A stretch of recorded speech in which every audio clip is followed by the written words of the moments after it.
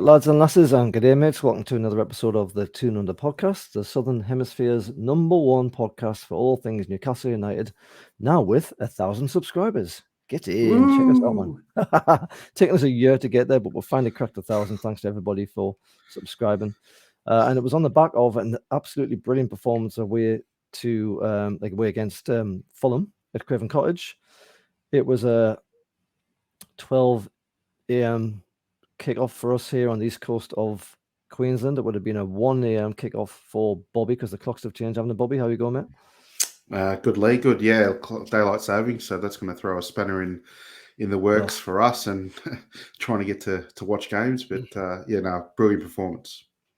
I don't know why you lot have that daylight saving time, man. What's that about? Like, they're talking about doing it up here, but if they change it here, it'll just be darker nights and brighter mornings. It's bad enough as it is in Queensland.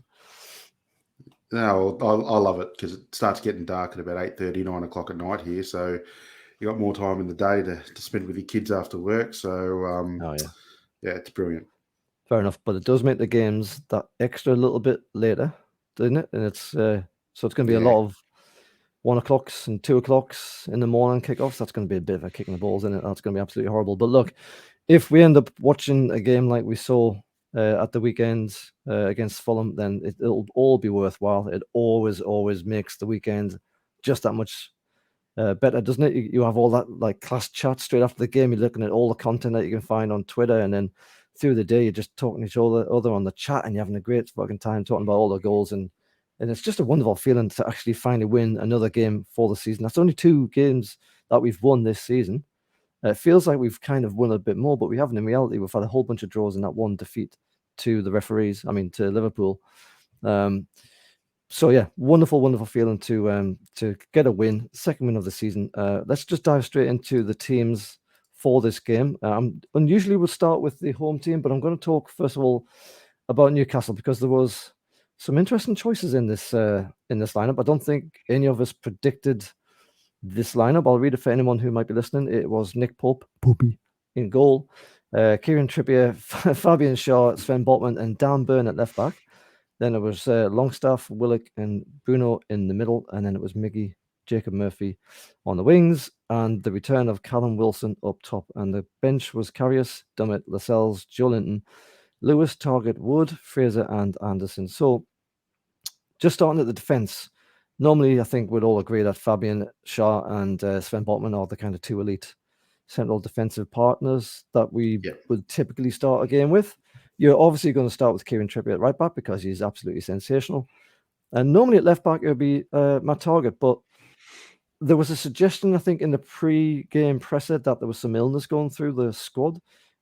I haven't actually heard any more specifics about that. But did you actually hear anything about why Targett didn't start this game? Or was it perhaps just a tactical thing, putting Dan Burn at left back?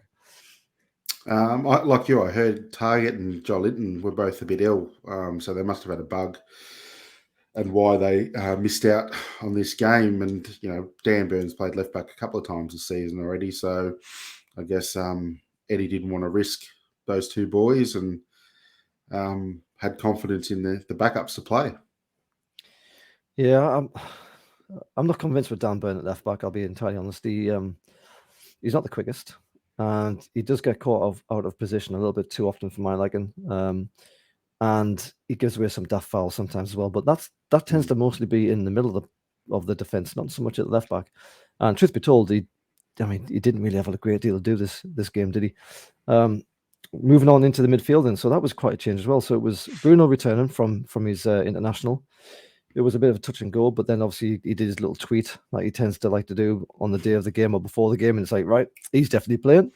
And that he was partnered up with Joe Willock and Sean Longstaff. So obviously the headline there was no Joelinton.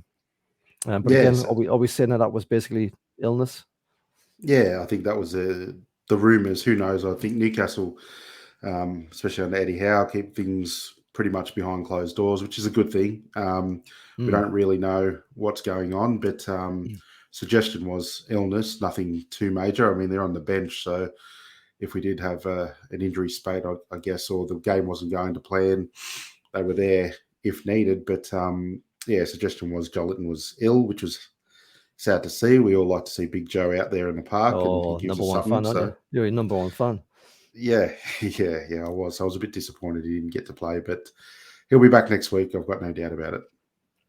Yeah, and then the next kind of, or the last surprise really, I suppose, was just seeing Jacob Murphy on the wing in place of what was more likely to be Fran Razor. What was that about, do you think? Maybe it was tactical. I don't know. To be fair, I didn't want to see Jacob Murphy in the starting lineup either, but he did his job and provided some stuff that we probably haven't seen from him enough of. So might have been tactical. Eddie's a master, tactician. He probably saw something in the Fulham armour that could be unlocked with some of Murphy's skill. So yeah, it was a bit of a surprise. I thought either Fraser or Anderson would have got the gig before Murphy. So yeah, that was the one that was most interesting to me. And no sign of ASM. So what's the deal with ASM for anyone who doesn't know? I think we're saying that he should be back very soon. I think he started running, so hopefully he's back next week, and maybe they'll bring him through from the bench or give him limited game time starting. So yeah, it'll be good to have our full team ready to go. I mean, we've had a sensational start to the season. Could have been better, should have been better, if not for VAR and some dodgy calls. But with a full team in, I'd like to see us, Isaac and ASM come in. It's going to be one hard team to beat. Oh, absolutely. I mean, ASM's doing videos of him doing like bloody dancing in front of his stairs in his house, and he's thinking, oh, he's going to be all right then. And then he's not playing. He's like, what the hell's going on here? Why are you doing a video of you doing like a freaking tap dance, and then you don't even make the squad, And then, of course, up top, a welcome return, a bloody timely return as well, given what happened to Isaac, Big Doug, of Callum Wilson. It just feels like a better rounded team, a team that's more likely to get something out of the game when Wilson's up top, isn't it? He just scores, doesn't he? Like, I don't. It's like every time he plays, he just seems to get on the scoreboard. So, a bit like when Shearer was playing. And please don't tweet us that I'm comparing Wilson to Shearer, but it was a bit like that. You just expect him to score every game he starts, and he continued on that. Even though this goal we'll talk about. Whether he pinched it from someone else or not is another thing. But Callum in the team makes us that much stronger and that much of a threat, puts the defences of the opposition under pressure straight away. So good to see him back, and let's hope he can string a few games together. Absolutely. Yeah, I think Joe Willock will be spewing a bit after that steal on the line. We'll come to him in just a few minutes. We've got to talk about the red card first, but in hindsight, this was probably a bit of a stupid comment from me. But when I looked at that with an hour to go before the kickoff yesterday, I was thinking that it felt a bit like a cup selection where you put certain players in different positions and you keep some of your good players back on the bench. I mean, in hindsight, probably wasn't the case, and I think it was more necessity than anything else. But let's have a look at the Fulham team, because it was our guests that we had on from the Fulham podcast, It's So Craven, great guys. They were saying, they were feeling quite confident with Mitrovic scoring lots of goals. But they did also say that their defense wasn't the best. It was been leaking a number of goals, and they've just been basically scoring enough to get through the games and win. Bit of a Keegan thing, we'll score one more than you kind of situation. And it's been working out from this season. They're all up in, what did they start in 7th, I think, this game? Yeah. Right up there. Yeah, doing a brilliant job, yeah. And so I looked at that team for Newcastle and I thought, that feels a bit patchwork, feels a bit like it's been stuck together based on necessity. And then I was thinking, and this Fulham team is going to be something that has been playing together for a while. And yes, all right, they are missing their linchpin in the midfield via suspension. I forget his name now. But otherwise, that was expecting it to be a normal team. But this team actually that was shown wasn't actually the same as what the lads from the Craven Cottage podcast said. It was actually slightly different at the back. Leno's obviously a decent keeper. We know about Mbabu when he used to play for Newcastle. We all know about Mitrovic when he played for Newcastle. Was there anyone else in that team that kind of stood out to you and made you think, you know what, got a chance here? Or maybe did you think, shit, that's going to be a fairly strong team at home? I predicted a loss at the start of the game. I thought with our injuries, and I was a bit hurt after the Bournemouth game. We just didn't play really well. But when I looked at this Fulham team and know the way Marco Silva sort of sets his sides up to attack, I thought, well, we do have a chance here, because I think we've got a lot to work on with teams that park the bus against us, and we can't break them down. But Fulham don't play that way, and looking at their team, other than Mitrovic, really, there's not much else there to be really worried about. I mean, Dan James, has his moments in the Premier League, former Leeds player. But other than that, I didn't think, I was looking at it going, the likes of Mbabu, who, what do you say, and Chalabar and Reed and stuff like that. I was just, I thought, oh, well, we might have a chance here. And I think it played out that way. And the other factor is with us is these players that were sort of low on confidence with the Longstaffs and the Jacob Murphys and stuff like that. I think we're just such a well-coached and well-drilled team now. These players play their role and know what to do, whenever they got the ball, in what position to be. So, they do their thing and they play their roles well. So even if it did seem like a patchwork job, as you said, but I think, we're much better coached than what they are.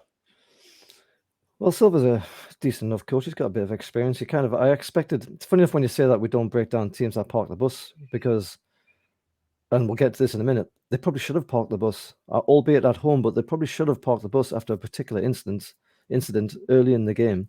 And I think they might have got a different result out of this, but I mean, you never know. But just for the benefit of those who are listening, the team for Fulham was Leno, Mbabu, Tosin, Ream, Kazawa, Chalabar, Reed, Andres, James, Mitrovic, and Dekova, Reed, and Tom Kermy was on the bench. It's funny enough as well, actually, I was looking at the Fulham forum this morning after the game. I like to do it every time we get a win. I always dive onto the opposition forum, have like a happy few moments to myself, listen to everyone cry. It's pretty petty, but it's kind of nice at the same time. And they were being fairly honest. They were saying that Chalabar should never have been anywhere near this team selection in the first place. They were actually saying the defense was a poor selection, but more particularly the midfield. So they were actually being fairly honest with themselves. I mean, they weren't talking to us Newcastle fans, they were talking amongst themselves, but they all were kind of in agreement that Chalabar shouldn't be anywhere near that team.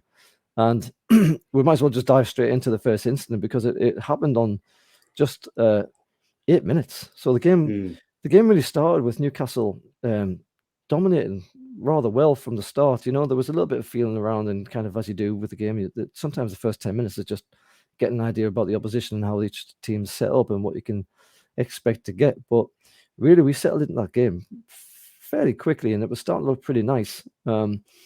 And then on 8 minutes, there is a moment where the ball comes to Sean Longstaff, and I don't know if he opens his body to let it run past him, or if he just has a hospital ball first touch. I'm not sure what it was, but the ball is ever so slightly loose, and Chalabar sees that it's going to be loose, and he basically just goes full bore into a challenge. And as you can see, if you're watching from the slide on the screen here, the ball's already gone. So Longy's already played the ball. Chalabar then comes in from the side, and he uses his right foot. He's got studs shown. He goes right into the ankle of Sean Longstaff. His other leg is sort of trailing around the ground. And the referee gives a yellow initially. Now, at the time, I thought that was a harsh tackle. Yellow's probably fine. But then when you see the replay, and I don't know what you thought about this, Bobby, but when you see the replay, it got a lot worse. And sometimes this is the problem with replays as well. If you focus on almost any challenge, if you slow it right down and kind of without the context of what's gone on around it, they can nearly always look terrible. But the Mike Riley on VAR, he calls across the referee to the sideline, and every time they do that, fine well it's going to be a different decision. It's always the same. Yeah. It never, hardly ever changes. So we're thinking, oh, brilliant! This is going to go red here, and indeed it does. It's red. So on 8 minutes, Fulham are down to 10 men. Just tell us, Bobby, how you saw that challenge. Did you see that as a yellow? Did you think it was right to change it to a straight red? Because he cancelled out the yellow and gave a straight red in the end. Was that the right decision for you? And has VAR finally done us something right for once? Well, VAR's definitely done something right for us for once, which it will take the luck when we get it, because we don't get a lot of it. So I'm happy to get it when we can. But for me, it's one of those amber challenges. I can understand the red, but for me, if we were on the end of that, I'd be pretty pissed off. Really? Yeah, I don't think it was for me. The problem was, you're right. You slow it down, it looks really bad, but it was a split-second decision. And look, Chalobah shouldn't have been going. It's 8-minute, man. You don't need to do it. So it's stupidity on his behalf. And I didn't think the challenge was high enough on the ankle or high enough on the leg to warrant a red to me. But I can understand why it was given. I don't think it's a mistake to give it a red, and I don't think it would have been a mistake to keep it as a yellow. So, that was my feeling. Interesting. I mean, it's again on the Fulham forum, they were all pretty much unanimously agreeing that was a straight up red card every day of the week. And my call at the time after I saw the replay was that absolutely red card. The issue with it really, I mean, there isn't any kind of line on the leg where you say, right, if you hit below this, then it's fine. If you hit above this, then you're in trouble. The studs are going straight into the side, full force onto Longy's ankle. You could break an ankle quite easily like that, I would imagine. I don't think Longy, you can see from this picture, I don't think he had a great deal of weight on that foot. But nonetheless, you come barging in from the side in a direction the ankle's not really designed to go in, you're going to do some damage. But it was mostly, I think, what really for me made it red was the reckless kind of lunge into the challenge. The fact that he just went full ball. Like, he didn't sort of try and tickle his way into that tackle or anything like that, or just put a foot in to sort of block the ball that Longy was about to make. He just went full ball, clattered at the side. The ball's already gone. And funny enough, when you watch the VAR replay as well, you watch what the referee was looking at on the sideline. All he got to see from Mike Riley was just that slow motion contact on the ankle. Yeah, that's all he got to see. And I was doing the watch along this morning with Craig, and I was saying, look, fine, we've got the decision. I'm not going to complain about it too much. But if I was a Fulham fan, I'd be annoyed just from the principle. And as a Newcastle fan, I'm annoyed from the principle that Riley didn't show him the context of the challenge, really. All he got to see on repeat was the actual contact of the challenge. He didn't get to see the fact that he just darts in from the standing start and goes in like a bloody bulldozer, And if you're going to do VAR, you have to give context to the tackle as well as the tackle itself, surely. Otherwise, you're only giving them a snapshot of the actual incident. And as we've already said, 9 times out of 10, the referee's going to change his mind, isn't he? Yeah, I think they manufacture it so the referee can change his mind. But, it's a silly challenge. Like, he didn't need to do it, especially on 8 minutes. It was, we're in no man's land. We're in the middle of the park. It wasn't like we were in a really attacking foray either. And Longstaff's not the most dangerous player with the ball at his feet. So all those combining factors, you think, what are you doing, man? But you don't know what goes on in a player's head. It's interesting you talk about the Fulham fans not thinking Chalobah deserved to start. So maybe in his mind, and he got a rev up from the coach that this is his opportunity to do something. So he was a bit hyped up and wanted to put his stamp on the game. And this is what the outcome was, unfortunately for him, but fortunate for us that it worked out. No, that's a fair enough point. And he's playing in midfield, isn't he? So yeah, he probably has to be that kind of enforcer, destroyer type person to really impose himself on the game and give people like Longstaff something to think about. But he just completely cocked it up from start to finish, And I think that was a straight red. I don't think that was anywhere near a yellow or an orange. That was a straight red for me. 8 minutes. Fulham down to 10. Newcastle already dominating possession at this point.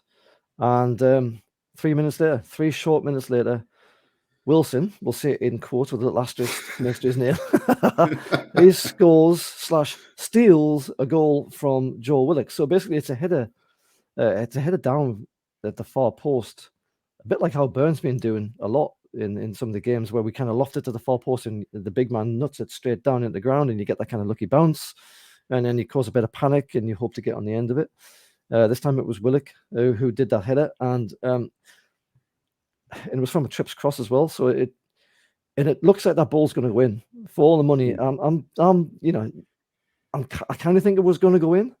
But Wilson, the kind of guy that Wilson is, the kind of striker that he is, the kind of instincts that he's got, he absolutely zero chance he was going to allow that ball to hit the post and find out where it was going to go. He was like, no. I'm going to tap that in with my toenail, because it was already on the line, basically, wasn't it?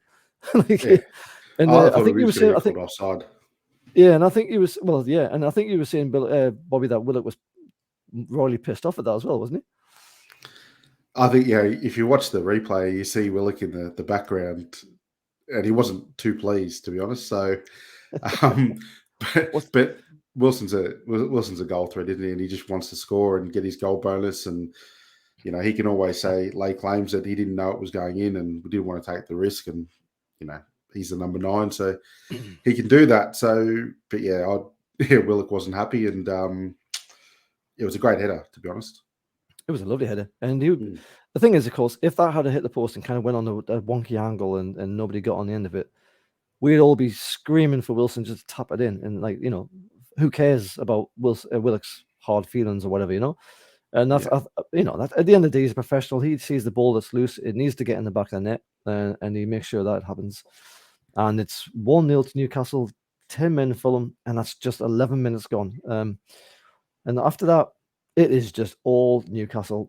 Play after play, we spread the wings, we go backwards, we go forwards. Fulham can't get anywhere near the ball, and when they do get the ball, they just completely waste it. I mean, some of the play from Fulham was bloody awful. Like, they were just giving the ball away left, right, and centre. They were under so much pressure. And sometimes, when the team goes down to 10, they can actually rally a little bit. They can somehow play better. It's a sort of one of those weird phenomena of football where fewer men means the team can somehow play with, I don't know, a bit more space, a bit more freedom. Or maybe they just get a rocket up their arse against the injustice of it and they kind of perform much better than they would have otherwise. But nah, not in this case. Fulham were absolutely goosed at this point. It just looked like they just hadn't even turned up. And so 33 minutes, Miggy gets his first goal, and by God, what a goal this was. It's a 1-2 with Bruno. Now, he actually started that manoeuvre first, Miggy. He tried to play a 1-2 with Bruno, and he made his run, but Bruno didn't quite fancy it. So Bruno was like, no. He spreads it wide. It goes back to the wing where Miggy's returned. Miggy then gets the ball, pulls it back a little bit, then plays his ball to Bruno again, and he continues his run. And Bruno's like, yeah, I fancy this one. And he just does that, that magician's kind of little dink over the top of the defender, and it's inch perfect. And you're thinking, all right, Miggy, what are you going to do here, mate? Because this is probably going to hit the moon. And he just wands it, doesn't he, with his left foot? He just wafts out his leg. It's on the full volley. I don't think it bounced at all. It sails right past Leno. He's like, Arr! And it goes into the far side netting of the goal. Leno's absolutely nowhere near it. There's been a bit of a discussion online about whether or not that was intentional. For me, 100% intentional. What did you make of that goal, Bobby? Well, with Miggy, it could have hit the moon, but fortunately it did hit the back of the net. So he's done it. We've seen the Crystal Palace goal and now this one. I thought what made it more spectacular was with his left foot, because he only has a left foot. His right's just for standing on. So it was a wrong angle for a left footer, but for some reason it just hit the right spot on his left foot and it's gone, top bag. So, he meant it. There's no doubt about it. He meant to put it on goal, but you get either this week's Miggy or last week's Miggy, and the outcome's different. But no, he meant it, so it's got to go down as a wonder goal and another one for Miggy. What did you make of Miggy last game against Bournemouth when we were all down there in Sydney? What was your part and comment to Wiggy? To Wiggy, I've just called him Wiggy again. Oh God! What was your part and comments to Miggy?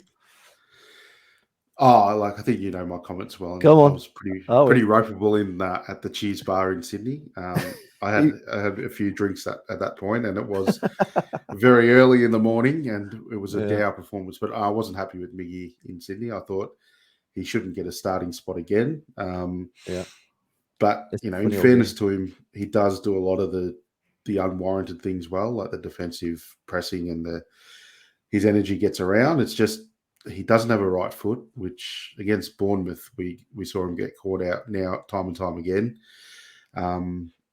But we are where we are, and I think in the end Miggy will get replaced in time. But for now he's doing a job, and Eddie's getting the best out of him. He's a bit of a utility player, isn't he? Like an EFL kind of utility player where he can do a few things. He can sometimes strike the ball. He can sometimes cross the ball. Does an awful lot of running in between. For the record, I still maintain that Palace goal was a complete fluke.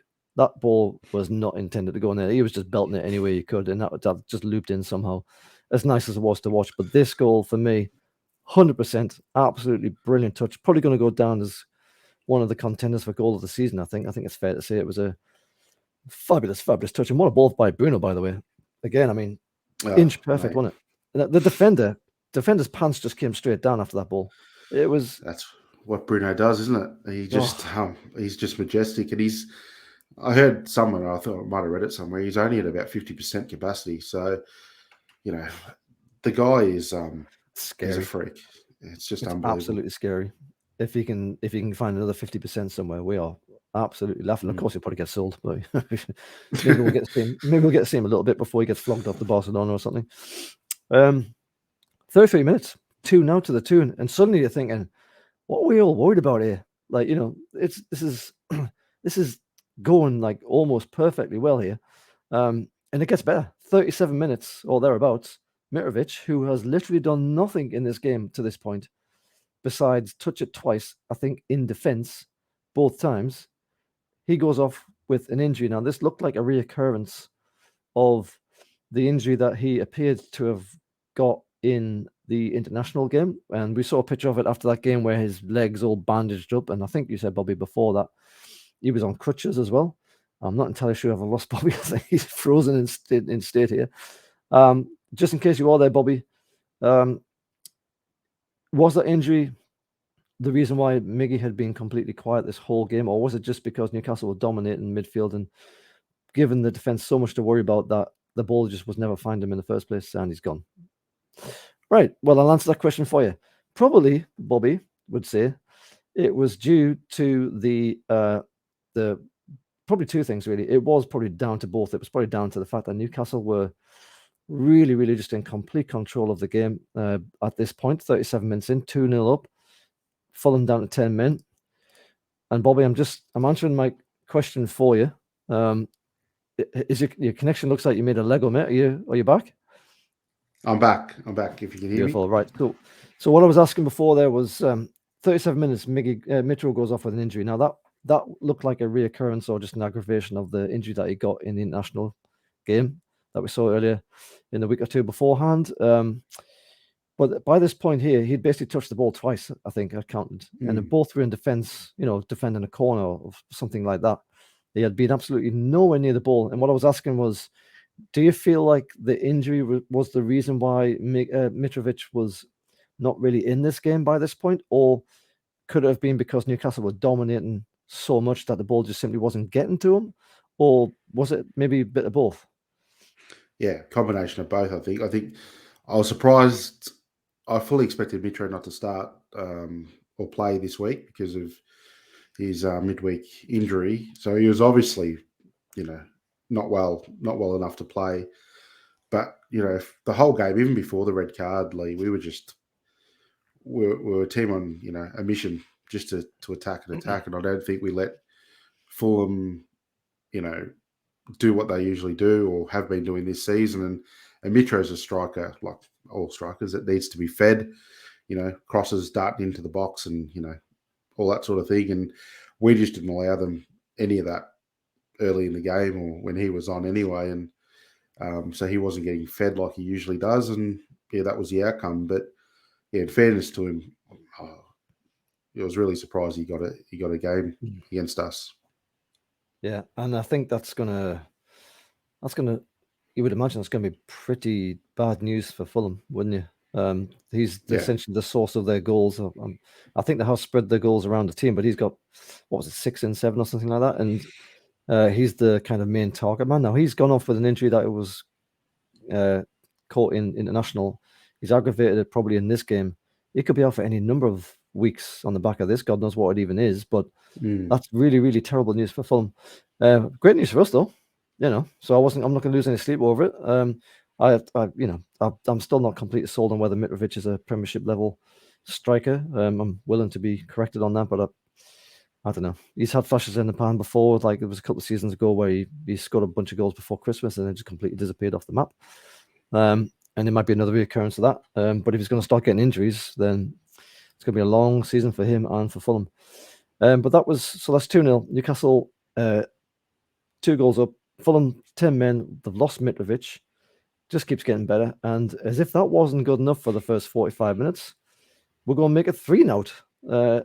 and it's just before the break, around about 43rd minute, I think it was, and it's almost a carbon copy of the first one, but this time it's from a trips corner rather than just a general cross, and it's Botman on the back of the goal rather than Willock, and Botman does this like really good power header, and it's going straight to goal, and then it gets just gets his little fingertips. He just grows his little Wolverine fingernails, doesn't he, to kind of get his hand on it, and he hits it against the post, and it's like, oh well, there goes that chance. That would have been a great goal.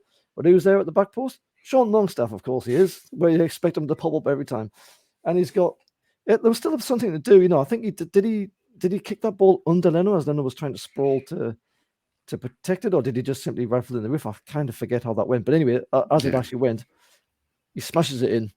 It's 3-0. Newcastle absolutely flying. What did you make of that one, Bobby? Exhibit A on Fulham not being a defensive team. To have Sean Longstaff as the first person to react to a ball that bounces off the post just shows everything about their mental defensive capabilities. They're just not built that way. So, but it was good, as he said, Botman, good header, Leno, decent save, but Longstaff, in the right position and reacting really well. So it was good. I mean, we deserve to be 3-0 up as well. It wasn't a game where, somehow you look at the score and see 3 and you go, how good's this? How lucky were we today? No, it was a dominant performance. That goal was justified. Yeah, it was a dominant performance as it was against Bournemouth. But the difference is here, Fulham, as I alluded to earlier, Fulham didn't show up sharp after that red card when they really probably should have. Like it's a typical tactic from any manager when you go down to 10 men. You get compact and you prevent the ball through the channels, and you make it very, very difficult. And most of the times it just basically means parking a bus and trying to hit on the break. And I don't know whether they just couldn't do that because they didn't have the right guys on the pitch, or if they're just not capable of doing it in general because they haven't been trained to do it.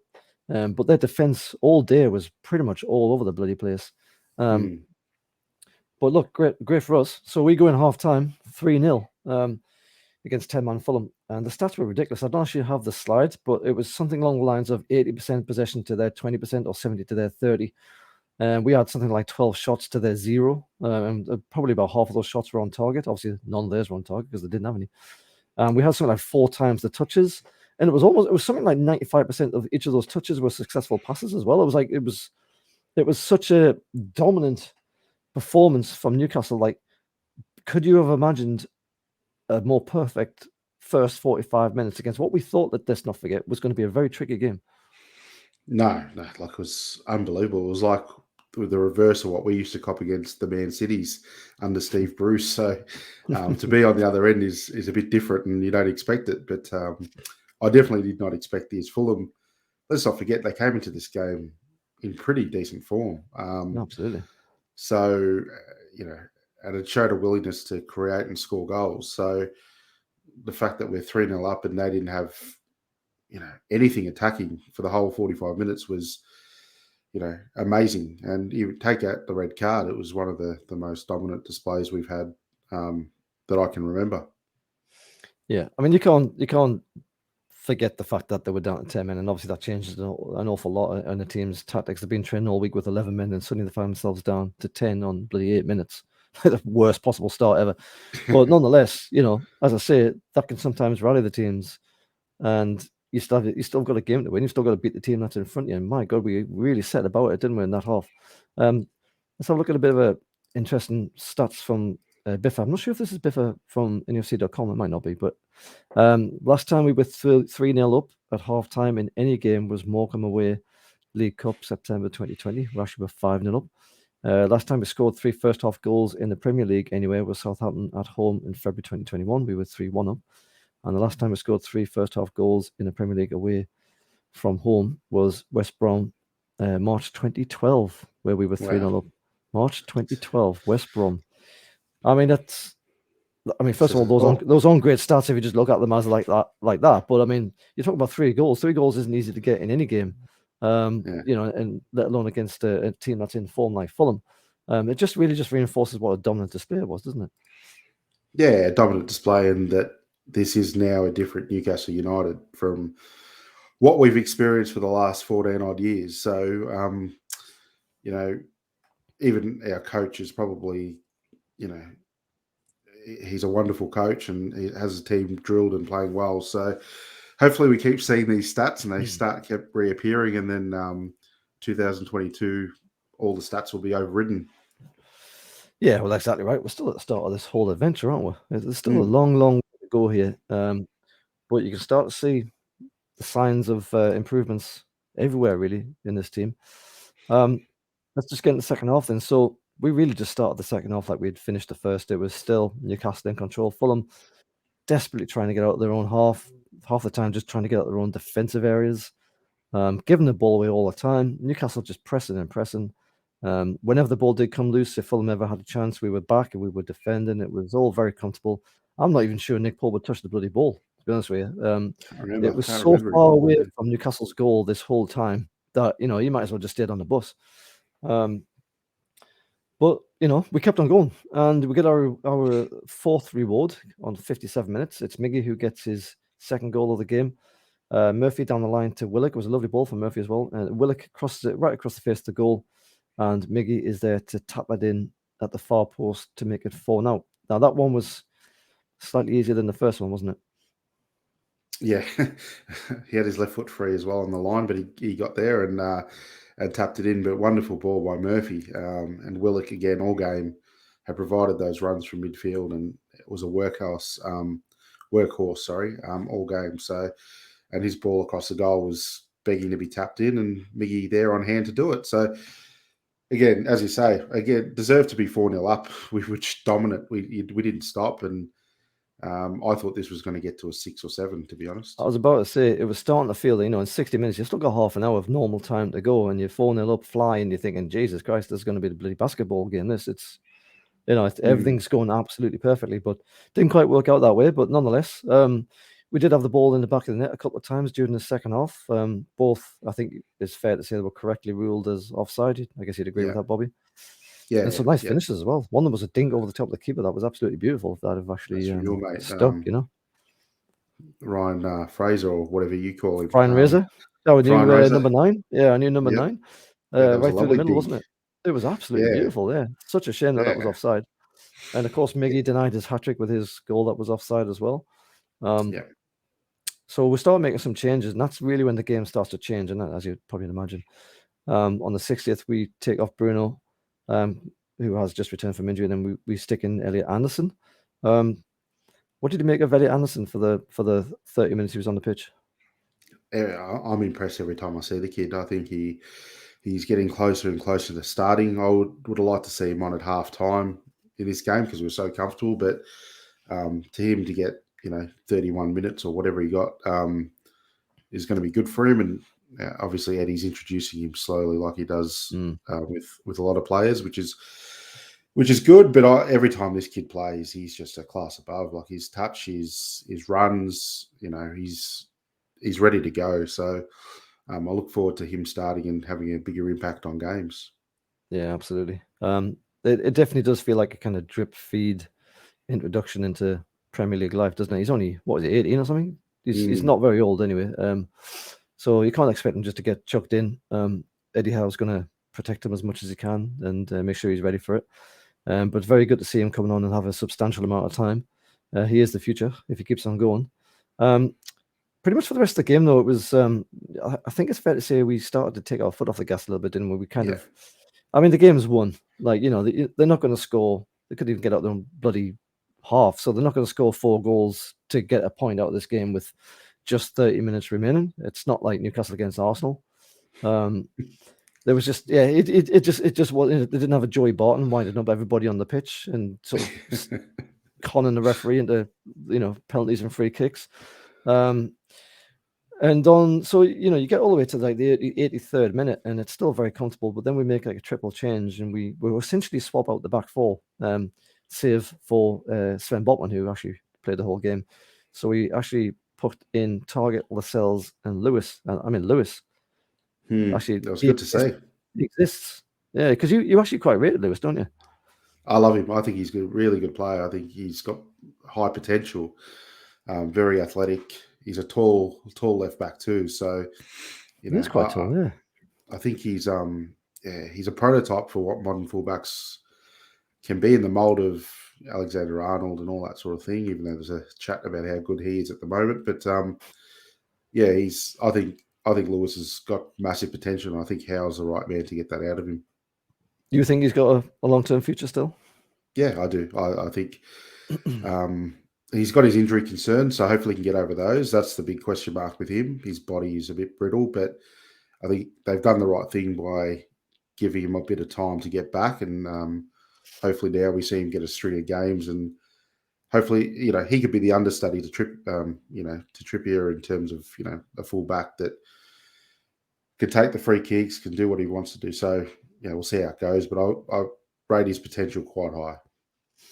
Well, look, you'll not want to watch the replay of the goal that Fulham scored then, because it was, it's probably harsh to blame it on one person, but he was fast asleep when that ball came across. Should have been defended. But that was on the back of these 3 changes. So that kind of changed the whole makeup at the back. And because we were already sort of cruising by this point, Fulham started to come a little bit more into the game. They found a bit more space. Newcastle weren't pressing as much anymore. And on the 88th minute, we unfortunately lose the clean sheet, which would have been the icing on the cake, really, for this performance. Decordova-Reid takes advantage of a ball that comes to the back. And I think, I'm trying to remember exactly what happened here. Now, I think Pope comes out and he flaps a bit, doesn't he? He's kind of just waving his arms and his legs, and he's like, "Ooh, look at me." One's like inflatable, wacky waving inflatable tube man.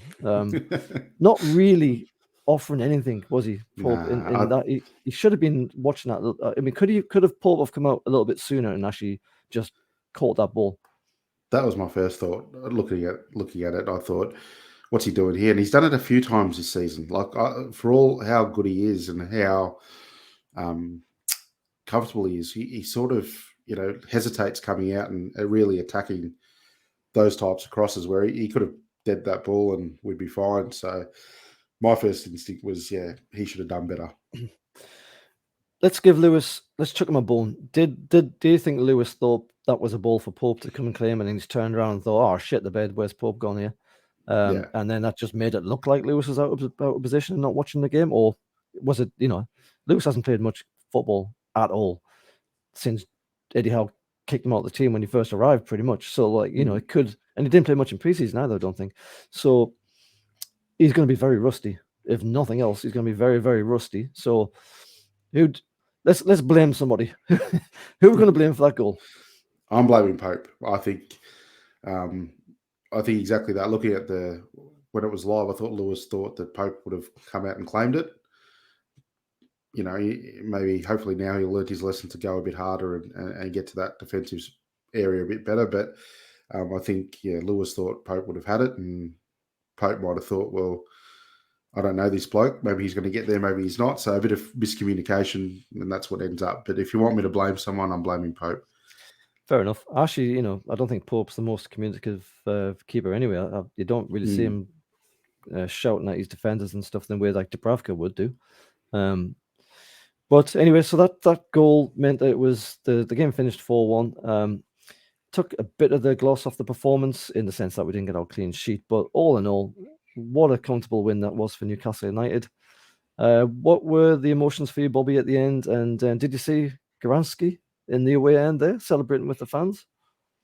Yeah, it's all over, as you can imagine, for our viewers everywhere in Australia, that he's not only joined us, but he's in the crowd and made to feel very welcome by our fans. So it's great to see. So my emotions after the game was one of pure joy, because I actually predicted a loss, to be honest. Yeah, true. But I thought, where we are now is probably deserved. I think we're in 7th place, So I think we deserve to be there. So, a bit of relief as well, because whilst we've been playing very good, the season was starting to look like, we're not where we should be, and, all that sort of thing. So, glad to get the win and the 3 points and, move on. Yeah, we'll come to the table in a minute, because there was definitely a feeling about that first few games. But nice to see Garansky kind of, getting into the whole spirit of his new club, doing his best Mike Ashley in the crowd with the fans. Let's just hope it ends a little bit better than the way that one did. Christ almighty. There would be no beer. No beer. Yeah, no. Yeah, God. fucking hell. Let's not talk about him. And there was even time for Dec of Ant and Dec and Amanda to stick their heads out the door. I noticed in the away fans were all like, Newcastle United, and Dec's like, go away, and Amanda's giving the old smile. It's just nice to have that kind of feeling around the club, isn't it, man? God almighty, we've been so badly treated in many, many ways for so long. We just have everyone kind of coming out the shadows and starting to be their true selves and being able to kind of really enjoy what's going on, haven't we? Oh, absolutely. You know, and opposition fans look at us and think, what are you, man, like your owners, you know, sticking their hands out the window and cheering, and you guys carry on like pork chops. But it's just where we've been, you know, for so long, you know, like we haven't had any communication for 14 years. We've been made to look fools and have an owner who really didn't give a shit about us, to be honest, to now having this ownership group, the ones who are managing the day-to-day, constantly being there, constantly communicating, showing up to games and cheering with us and thanking us. And mate, the harmony and the feeling of supporting this club is totally different. And they've done a lot in their 12 months, as we spoke about in the previous pod. Absolutely. And of course, before I forget, we had a chance for Serena, our mate Serena, to Australian media manager, photo shooter extraordinaire at the club. She even managed to get another team shot in. I don't actually have it for the slides, but I'd almost forgotten about them. You know, I'll be honest with you, I'd kind of forgotten that was a thing, even though it's only been a few weeks, because it's been such a sort of torrid few weeks in many ways, you know. And then it just popped up on my Twitter feed, and I was like, oh, of course. That's awesome. I was like, get in. Yeah, I totally forgot as well. Like it has been a long time since our last win. Like, you know, you sort of look at it and think, man, and it's pretty weird because the feeling's still good and we're playing really well. And, you know, we'll look at the table soon. And I think, you know, even though we're doing well, we should, I think, have at least four more points on the board. And that would put us right at the top. So, feelings are good, but it's good to get a win and all these other things that come with it, with Serena's photo capping off. It's sort of like the icing on the cake, isn't it, when we see that? Yeah. And how nice is it to have an Aussie citizen at the club? Well, I mean, at some point he'll be at the club. I think he's going to get loaned out and stuff, but she was sort of talking about how emotional she was having somebody with the same kind of phrases that you lot come out, pork chop and all the rest of it. And and she was like, as much as it's nice to hear the accent, it's also nice to hear the way that the Aussies talk as well. You know, it must be really nice for her. Let's move on quickly to the match stats of the game. So in the end, it was 69 possession to Newcastle, 31 to Fulham. Newcastle had 19 shots and 10 on target. Fulham had 4 shots and 1 was on target, which was obviously the goal. We had 8 corners, they had 1, and we had 600 passes to their 277. Absolute dominance, Bobby. What do you say? Yeah, a dominant performance. You know, away from home. Yeah, brilliant. Bring it on. That's you know, what you want to see, and you know, Howe wants us to be more progressive. You can't be more progressive than that. And unlike Bournemouth, we actually did get 4 goals as well to take all 3 points. Let's just have a quick man the match. There's probably 1 or 2 options here that you can pick from. Who are you going to go for? Mine is Joe Willock. I thought he ran all day. He was, you know, the first goal he was, you know, should have been credited with, but he was influential in that, and the last. Yeah. So he did his job, and you know, from the midfield, he really helped out Bruno with the hard running and setting up the space as well. So yeah, I'm going to give it to Joe Willock. I think he deserves some praise for that game. Are we getting the Willock, the season 1 version of Willock? Is he starting to return a little bit, do you think? Because he does a lot of the work that goes unnoticed, I think, a lot of times. Yeah, I think he's going to be a better version of that season 2. He's going to be more all-rounded player. I think as we've had to put up with a lot of him learning on the job with Howe in different positions, but I think we're starting to see him understand his role and understand the importance of what he does, and I think he's going to be a fine player. There's still some patience needed. He's still very green, but I think we've got a making of a very good player there. And he's getting through games as well. He's playing the whole games. He's not being subbed off on 60, 70 minutes, as it was happening quite frequently as well. Yeah, I think I'll go for... I think I did initially on the watch-along, I picked Miggy, because that was almost a coming-of-age kind of performance from him. He almost had a hat-trick, which is from Miggy. from anybody, it's difficult. But from someone like Miggy, who tends to like bouncing balls off planets rather than sticking on the back of the goal, it's even more impressive. And he did all the running that he always does, and we all know he does all the running, but it sometimes goes unappreciated, I think. Yeah. And it's nice to see him finally get his just rewards. And he celebrated like he'd won the World Cup as well. So it was brilliant to see him and Bruno with a photograph at the end, like they'd been the best mates. And so someone put a picture of Paquet. Did you see that photo? Someone put like a Photoshop in the corners if they're doing a FaceTime. He looks really miserable. And Bruno and Miggy like, oh, that was hilarious. I want to pat the person on the back who thought that one. That was absolutely brilliant. But I think someone's done a Jack Grealish one as well. So that's that was funny too. Let's not get into Jack Grealish. But I think I'll give it to Bruno. He covered an awful lot of ground as well, and he pulls all the strings. And when he's not playing because we suffer a bit like a John Joe Shelby. But if Bruno can play a bit more like this, albeit it was a completely different kind of game to Bournemouth and the like of that. But if he can play more like this, those lovely lobs over the defence for Miggy's first goal, then he's untouchable. He's first name on the sheet, along with Joe Linton. All right. We'll just finish this off by looking at. Oh, sorry, I do actually have one more stat to come from our mate, everyone's mate, Lee Ryder. So the last few dates when Newcastle reached 11 points, which is what we're on now in the Premier League over the last 5 seasons. 2018-19 was November the 26th. We got 11 points. The 19-20 season, it was November the 2nd. 2021 season, it was November the 1st. 21-22, it was bloody awful, December the 27th. We all know that one. This year, 22-23. October the 1st. And as he says at the bottom there, progress. Can't deny it, can you? No, it is progress. It feels different this season. It doesn't, I don't think any of us from the start have been looking backwards, which is different, to what we're used to. So, definitely progress has been had. But, and as I alluded to before, I think we should have 15 points on the board if it wasn't for VAR or referee decisions. Well, let's have a look at the board. So Arsenal in first place, having a great season. Arsenal, Man City closely behind them. So Arsenal's on 21 points. Man City's on 17, joint with Spurs also on 17. And Man City have a game in hand there. Brighton flying in fourth place with that 3-3 against Liverpool, doing them no harm whatsoever. Trossard, I told you he's a good player. 14 points. They also have a game in hand over Spurs. Chelsea in fifth place on 13th. Man United somehow in 12th. And then Newcastle, 11th place. Lots of grays for the draws. That one loss in the middle and a nice win on the end. And then we've actually replaced Fulham on the basis of goal difference, of which we kind of hammered into them. So we are on +4 goal difference, which in itself is bloody amazing. It's amazing, isn't it? Yeah. There's no minus sign there, which is like, all right, there's more of this, please. Fulham on -2 now, starting to look a little bit shaky, I think. Liverpool in 9th place on 10 points with a game in hand. Brentford, our next opponents, in 10th place, also on 8 games with 10 points.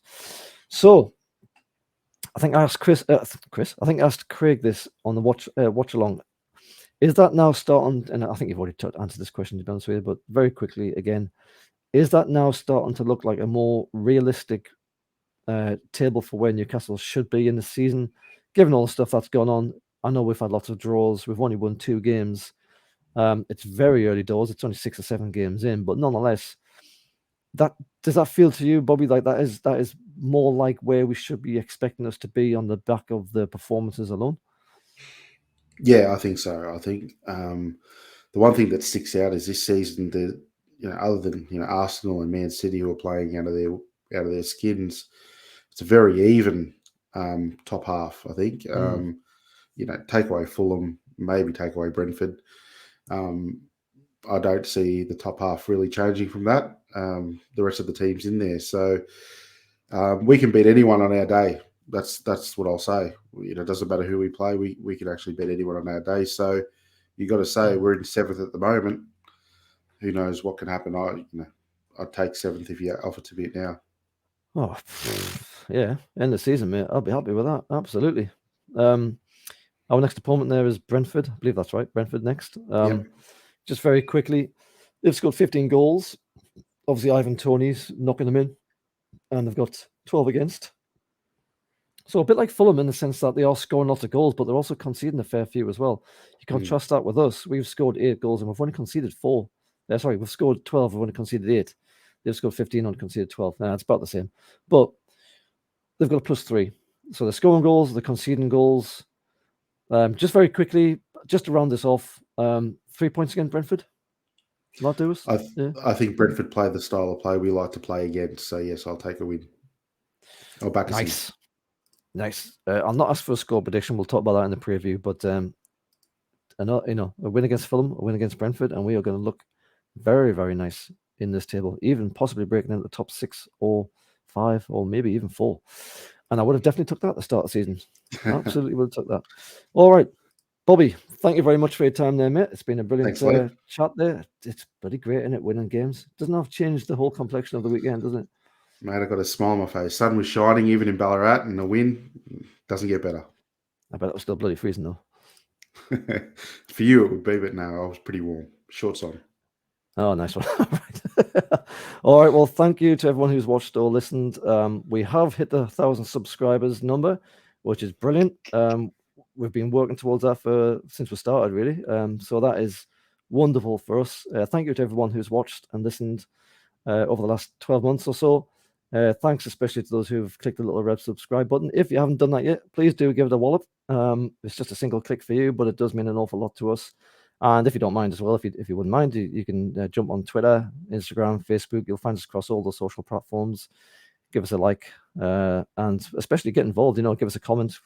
We often talk about some of the comments we get on these shows. If it's a good comment, so yeah, we like to talk to other Newcastle fans, particularly if you're in Australia. But we're not biased. We'll talk to anybody from anywhere. It's all good. So we'll probably be back for a preview of the Brentford game later in the week. But for now, that will do for us. Thank you very much, Bobby. Thanks everybody who's watched and listened. And here's to the next 1,000 subscribers. Away the tune. Cheers, Bobby. Thanks, guys.